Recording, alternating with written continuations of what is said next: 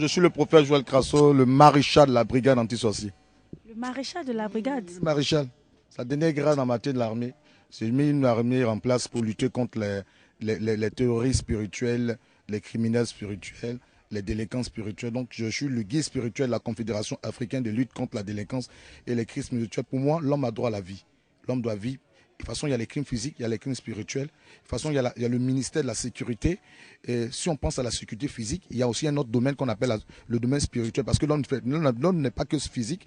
Il y a deux parties de l'homme. Il y a l'homme il y a deux choses qui caractérisent la vie humaine. Il y a il y a une partie spirituelle qui est invisible. Il y a une partie visible qu'on appelle le monde visible. Donc pour nous, nous combattons ceux qui sont sorciers afin de pouvoir permettre aux gens de vivre librement leur vie. Alors prophète Crasso, dites-nous pourquoi les sorciers? Pourquoi les sorciers existent? J'ai pas vu de pourquoi, c'est une réalité, ils existent. S'ils existent, il faut que des gens, il faut qu'on les traque. La sorcellerie sort du mot lanceur de sort. Celui qui lance un sort est un sorcier. Et il n'y a jamais eu de sorcellerie prostituée comme soi-disant le prophète, qu'on appelle le sorcier Aziz 47, que je lance un défi. D'ailleurs, j'aurai l'occasion à la fin de mon interview de parler quelque chose qui dit que les sorciers, il est positif, c'est un sorcier. Je vais lui montrer qui est Jésus-Christ. Pour dire que la sorcellerie est négative. Et tant qu'on n'éradiquera pas la sorcellerie au niveau de la Côte d'Ivoire, on ne va jamais connaître la prospérité.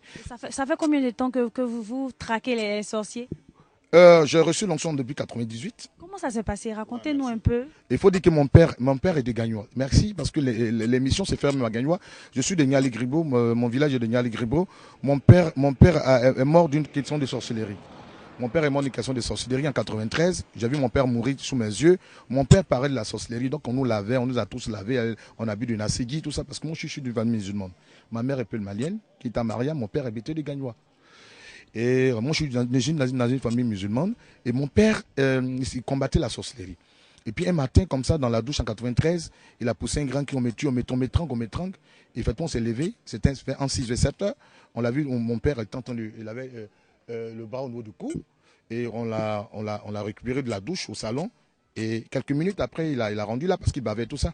Et c'est mon frère, un de mes frères qui a dit, mais regarde autour de son cou, quelque chose se passe. Et effectivement, on a vu la trace d'une corde au niveau du cou, qui était enfoncée dans le cou. Moi, je suis allé par curiosité, même dans la morgue, parce que les musulmans ne laissent pas les enfants voir l'enterrement. Donc, depuis qu'on avait le corps de mon père, chaque fois, parce que le corps de mon père a fait 2 mois à la morgue. Et puis, lorsqu'on devait faire la levée du corps, je suis allé voir mon père, quand on nettoie le corps, les traces sont restées au niveau du cou. Moi, j'ai compris, parce que nous on a tous compris que mon père a lutté vraiment avec ce mal, mais comme il n'avait pas la vraie protection, parce que c'est confié au maraboutage, c'est pour ça que j'ai dit, il n'y a pas de protection dans le fétichisme, il n'y a pas de protection dans le maraboutage, comme l'Aziz 47, le sorcier qui dit protège les gens, c'est un menteur, il n'y a pas de protection là-bas, et la seule protection se trouve en Jésus-Christ. Ésaïe 54, verset 17, la vie déclare que toute âme forgée contre toi tu seras sans effet. Donc, et après ça, 6 mois après, parce qu'il y a eu des discussions fortes avec la famille, où les gens devaient choisir. On a envoyé quelqu'un qui se disant soi-disant héritier de notre père, qui devait nous laver tout ça, parce qu'on disait les orphelins, qui doit gérer le partiment du père. On s'est opposé à ça. Et le combat a commencé dans la famille. Et c'est vrai. Et quand un combat déclenche, il faut une personne. Et le combat, chaque combat se gagne avec les alliés. On n'a jamais mené un combat, on n'a jamais gagné des combats sans alliés. La preuve, c'est vrai que le monde spirituel, mais on a vu Moïse sur la colline, il a fallu et Aaron soutenir les mains jusqu'au coucher du soleil. Il a eu la victoire sur les Amalécites. Et mon père a vécu un combat lui seul. Il n'avait pas quelqu'un, il n'avait pas quelqu'un de fort. Il a mené son combat. Quand il parlait de la sorcellerie, personne ne pouvait comprendre. Moi, quand j'ai vu mon père mourir, que j'ai compris que la sorcellerie existait, qui est une réalité, parce qu'il y a un autre monde, et qui est un monde invisible, qui a ses réalités. Il y a des délinquants là-bas, il y a des criminels là-bas, il y a des gens qui nous terrorisent. Donc mon père est mort et 6 mois après mon frère est mort. Mon frère aîné est décédé et moi je suis allé en France pour un regroupement familial, je suis allé pour les études. Mon frère meurt 6 mois après et ma soeur meurt encore 1 an. Mon père est décédé en 93, ma soeur décède en 94, le 28 juillet. Elle n'était pas malade et tout ça. Moi en 94 on m'a trouvé, on m'a donné une maladie mystique, donc j'ai commencé à vomir du sang. Ils ont fait toutes sortes d'analyses négatives et pourtant je souffrais de cette maladie. Et j'ai compris que c'était la sorcellerie parce que j'étais le premier à dire, je sais que si on a tué mon frère, ma soeur, ils vont m'atteindre. Effectivement, ils m'ont atteint. Après l'enterrement de la soeur, j'ai eu ce problème-là. Donc, j'ai compris qu'il fallait chercher une solution. Et la solution, je l'ai trouvée, bien sûr. Mes petites soeurs, puisque moi, je suis côté malien, mes petites soeurs ont voulu comparer. Ils disent non, mais celui qui a cherché les marabouts, c'est mon père. Il n'a pas eu gain de cause dans tout ça. Et moi, j'ai cherché une solution ailleurs. C'est comme ça que j'ai trouvé les gars d'Assemblée de Dieu qui m'ont évangélisé, qui m'ont amené à connaître Jésus-Christ. Je l'ai connu. Mais la chose qui était un peu bizarre dans cette pratique, je ne condamne pas une église d'ailleurs qui me excuse, mais les gens disaient, mais ça peut marcher comme ça peut marcher. Mais l'essentiel, comme j'ai donné ma vie à Jésus-Christ, j'irai aussi. Je dis, non, je ne suis pas venu pour que ça ne marche pas. Je suis venu pour que ça marche. J'ai dû me guérir d'abord. Et puis moi, j'ai fait chemin avec lui parce que là, je ne suis pas venu pour perdre un combat. Et c'est comme ça, Jésus-Christ m'a guéri. M'a guéri parce que j'ai posé une question. Qui sont ceux qui sont à la base? Et Jésus m'a monté 6 personnes qui m'ont ligoté un arbre, qui m'ont perforé le poumon. Et c'est comme ça, j'ai mené un combat pendant 3 mois. Et les 6 personnes sont mortes. Et j'ai vu Jésus-Christ en C'était qui les 6 personnes? Les personnes que j'ai vues à l'enterrement de mon père, au funérailles. Parce que j'ai vu l'image. Il a failli mon nom qui me donne le nom de ces personnes. Et j'ai commencé à combattre. Exode 22, 17, selon ma version, qui est parole de vie. Parce que la version lui seconde nous parle de 18 et la parole de vie nous parle de 17. Et j'ai mené un combat, Exode 22, 17, ne laisserai pas une sorcière vivre. Et j'ai mené le combat, ces 6 personnes sont mortes. Et j'ai vu Jésus-Christ, comme je te vois, qui est venu en rêve, en songe. Il avait une coupe qu'on appelle de l'huile dans la coupe. Il m'a consacré. Il dit, je te consacre comme prophète. Donc, ce n'est pas quelqu'un qui m'a consacré. Et ta mission sera la destruction des œuvres, la sorcellerie. La sorcellerie et tout ça. 1 Jean 3, le verset 8, le Fils de Dieu est apparu en fait de détruire les œuvres du diable. Et c'est comme ça, quand l'huile a versé sur mon corps, je me suis réveillé. Et en réalité, cette fois-ci, l'huile que j'avais en songe, je voyais ça sur le matelas et sur tout mon truc. Et ça me paraissait bizarre parce que la pièce était un peu noire. Donc il fallait appuyer sur l'interrupteur. Je suis allé, j'ai poussé, je suis allé sur l'interrupteur. Au moins, je suis parti voir l'interrupteur. Dans ma pièce, il y a une lumière. Et puis j'ai vu la voix de Jésus-Christ audiblement. N'aie pas peur, Jésus-Christ vient de consacrer. Aucun sorcier ne pourra te détruire.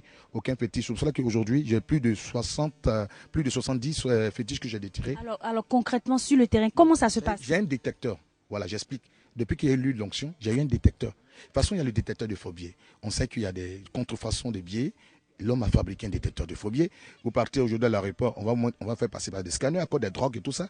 Aujourd'hui, même les enquêtes, comme l'homme vient bien menti, ils ont fabriqué un appareil de mensonge. Mais c'est bizarre. L'homme, ton mensonge qui est dans ton cœur, il y a un détecteur pour ça.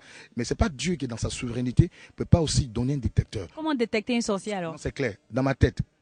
Dès que j'ai un sorcier dans les parages, et je le ressens, hein, puisqu'il y a des gens qui sont déjà sorciers, qui dans les parages, ça signale, c'est censé déclencher. Actuellement, ça se déclenche. Mais en pleine interview, ils sont là, les sorciers sont partout, ça se déclenche. Même à Sokosé, j'ai interpellé quelqu'un qui venait de manger son fils. Je lui ai dit, et puis il a dit le nom de son fils qui est Gaston. Gaston.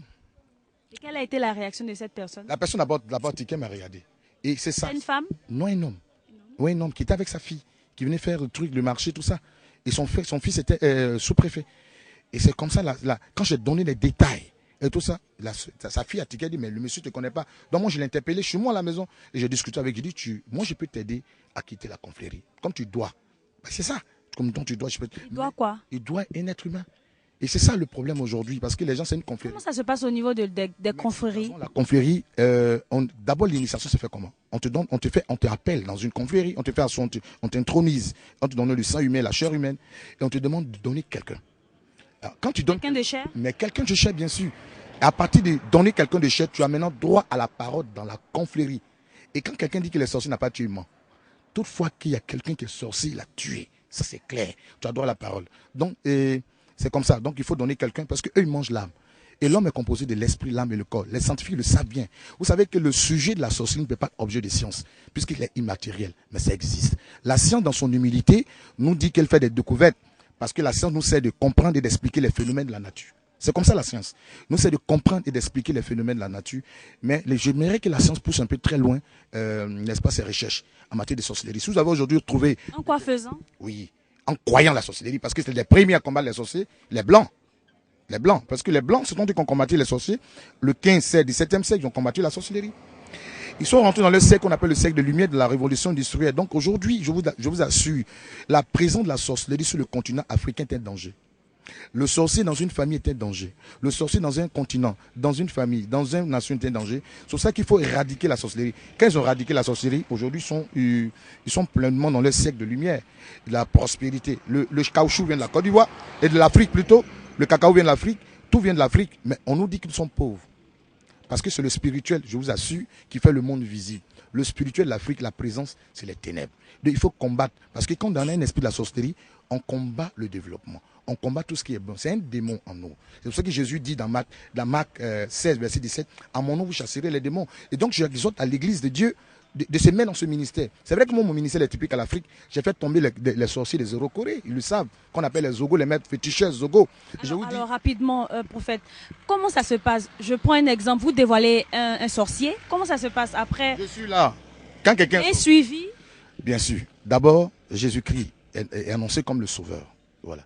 Parce qu'en dehors de lui, il n'y a pas un autre nom qui a été donné. Et ça, j'ai dit, ça c'est pas l'objet d'un débat. Ça se discute même pas. Non. Est-ce qu'il y a eu des cas, des sorciers qui ont têtu, qui ont refusé? Mais qui sont morts, qui m'ont attaqué. Il y a des gens qui m'ont attaqué en sorcellerie, qui ont saigné des yeux, de la bouche et des oreilles.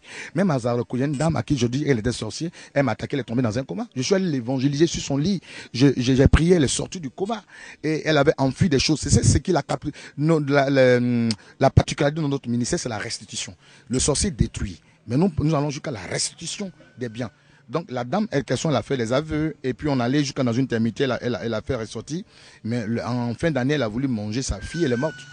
Elle est morte, tout ça. Moi, je suis quelqu'un qui amène les sorciers, je les amène à comprendre que le mal, ils sont même eux-mêmes victimes. Dans le sens où ils naissent, peut-être qu'on peut tomber, on peut naître avec. Pas parce que Dieu a donné la sorcellerie, non. Depuis le sein maintenant, on peut initier la sorcellerie. Mais hélas, l'homme a droit à la vie. Donc, en principe, chaque Ivoirien, chaque Africain, nous devons nous braquer contre ce mal et éradiquer ça de la Côte d'Ivoire.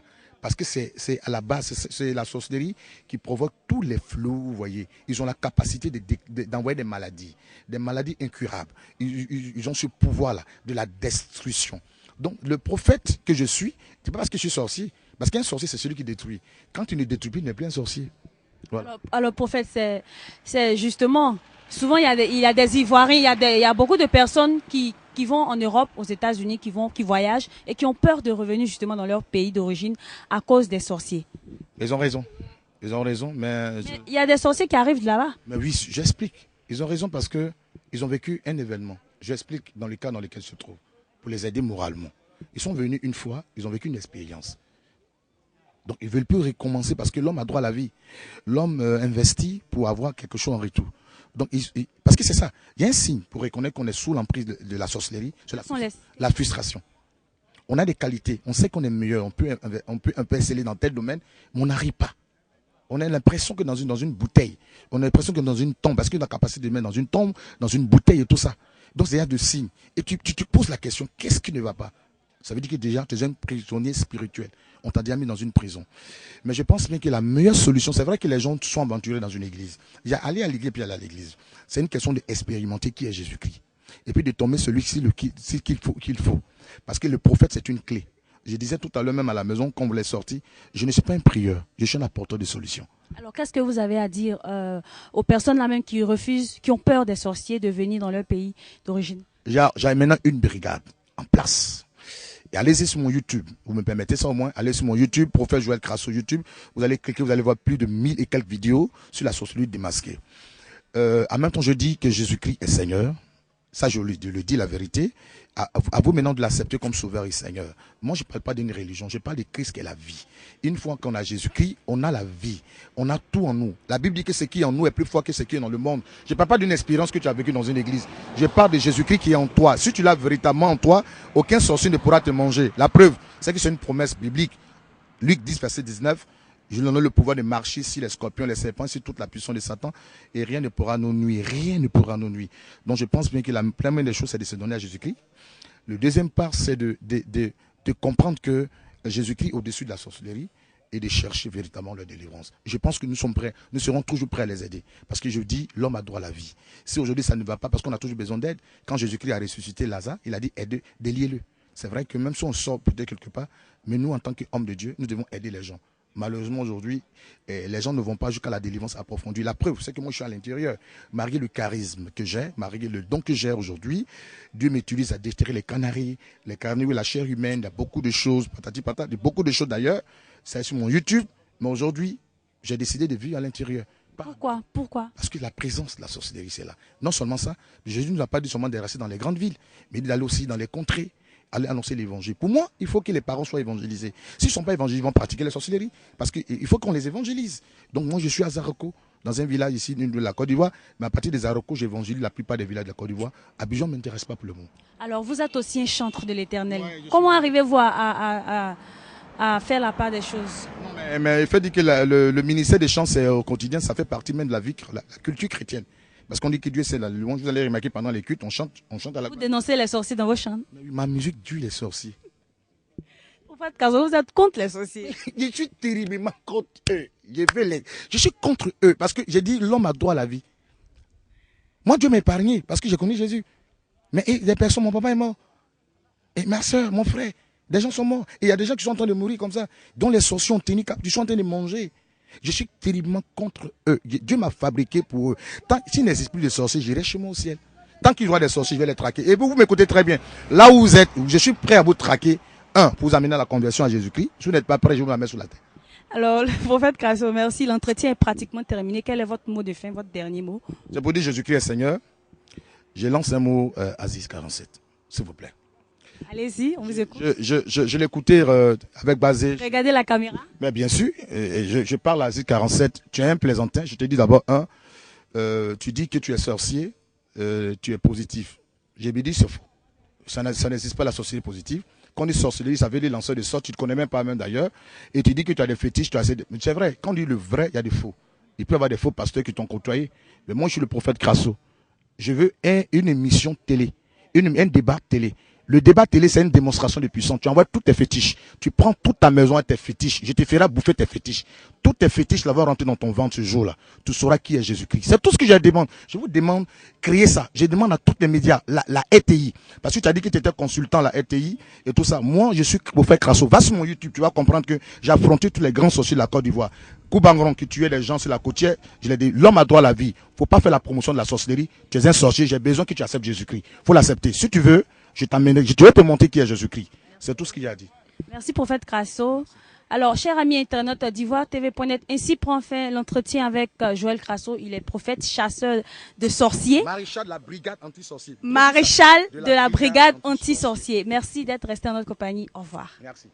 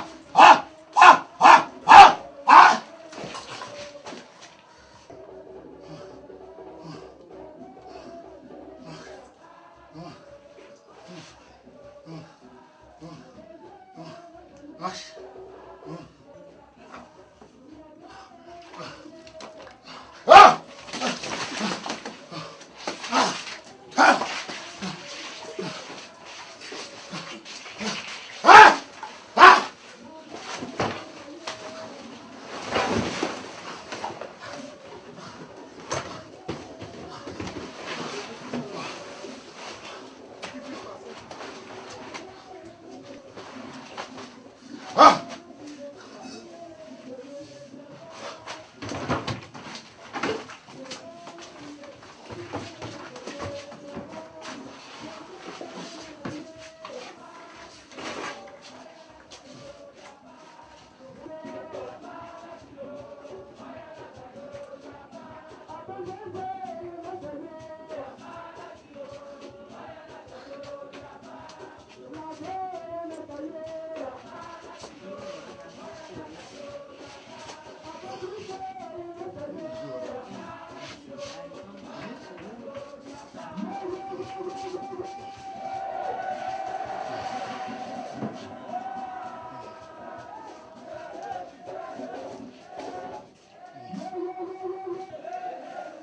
On va sortir ça.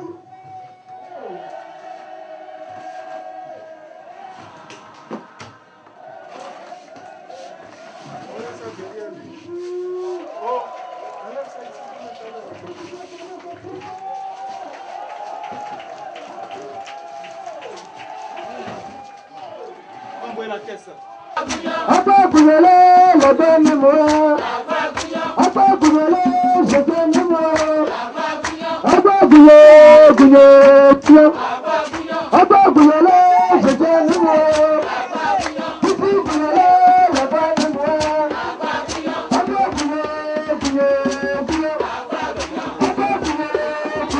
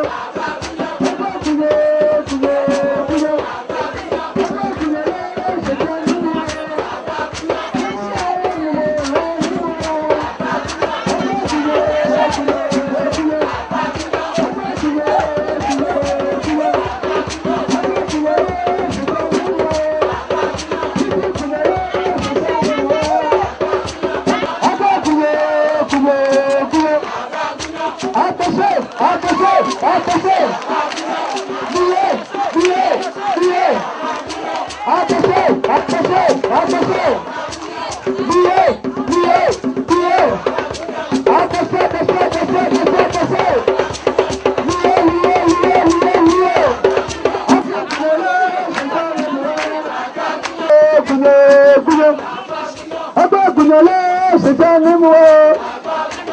Gougnolé. Le donne-moi.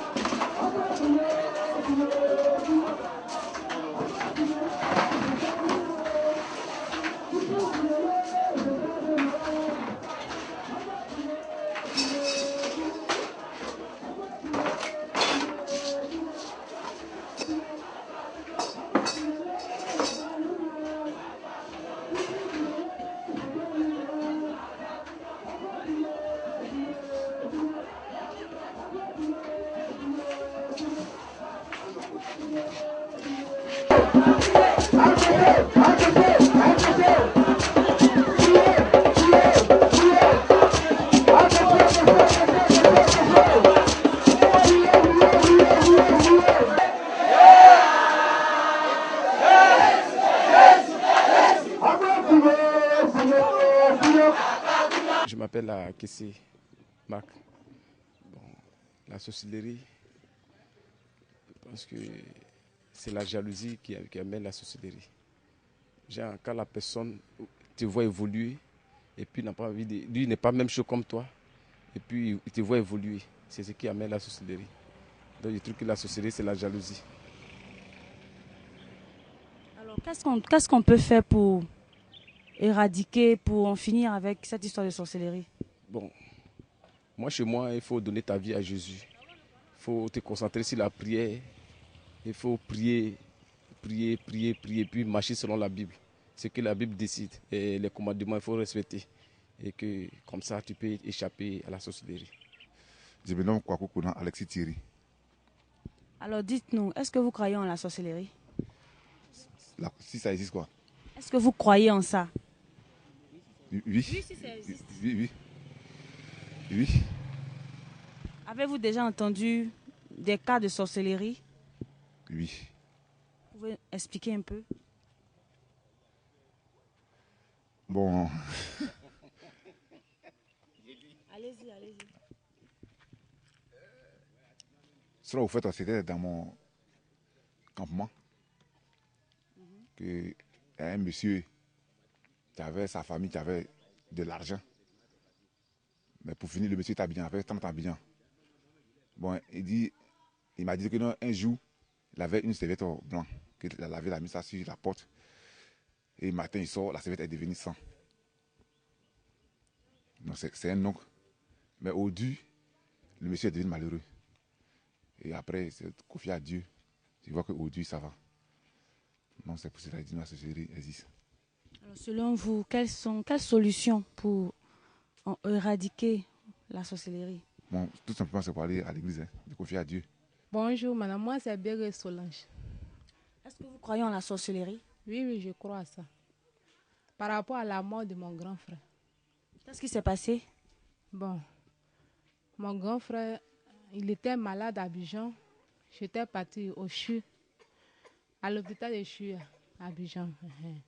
Maintenant, arrivé là-bas, dans sa maladie, il y a une femme, il y a un homme de Dieu qui est venu prier.